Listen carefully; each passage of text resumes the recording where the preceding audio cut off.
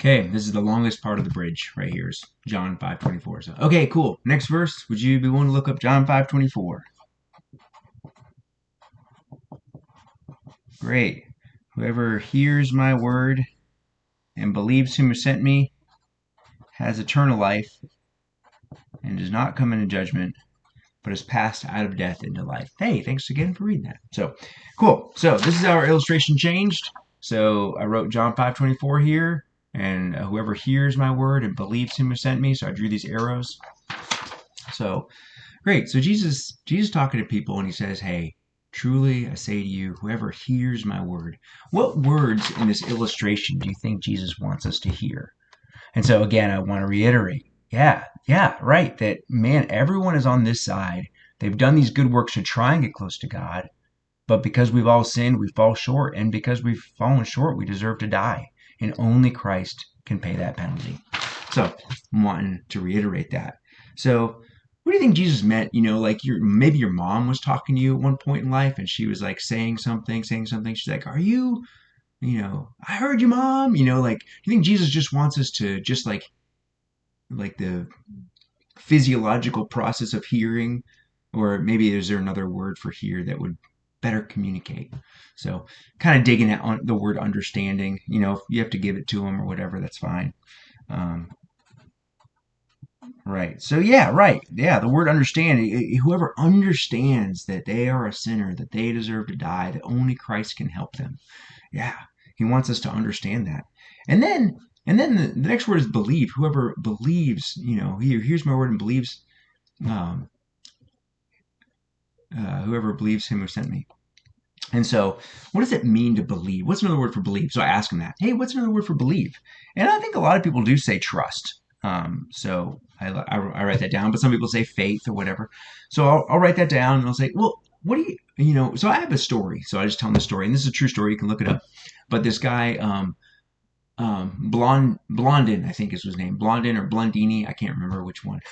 But he stretched a tightrope across Niagara Falls, and he would do tricks across this thing. He would get performances, and he would walk across, he did all these things. He actually at one point grabbed a stove, brought it out to the middle of Niagara Falls, and cooked an egg, ate it, and brought it back on a tightrope in the middle of Niagara Falls. So I tell him that story. I say, okay, cool. So you and me, we go up there to watch Blondini do all these cool things.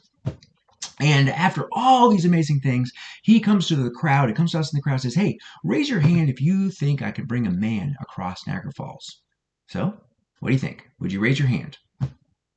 And I wait for them to answer. And so some people say, no, I wouldn't believe that. But yeah, either way, I just say, okay, so we'll just pretend that you did believe him. You raise your hand. And then I'm a bad friend, so I let you go on his back. So there you are. You believed he could bring a man across. And you're in the middle of Niagara Falls. And he says, hey, bro, I just need you to lean to the left a little bit. What are you going to do? Everybody says, I'd lean to the left. So, right. So that, yeah. And I love that story because it's a cool image of what it means to trust Jesus. If Jesus says lean to the left, I'm going to lean to the left. So if somebody was to hear these words that Jesus is telling them and he was to trust him and believe that, there's 3 benefits in that verse. What are they? If they have a little trouble. But yeah, so here's my word, believes him who sent me. He has eternal life. He does not come into judgment.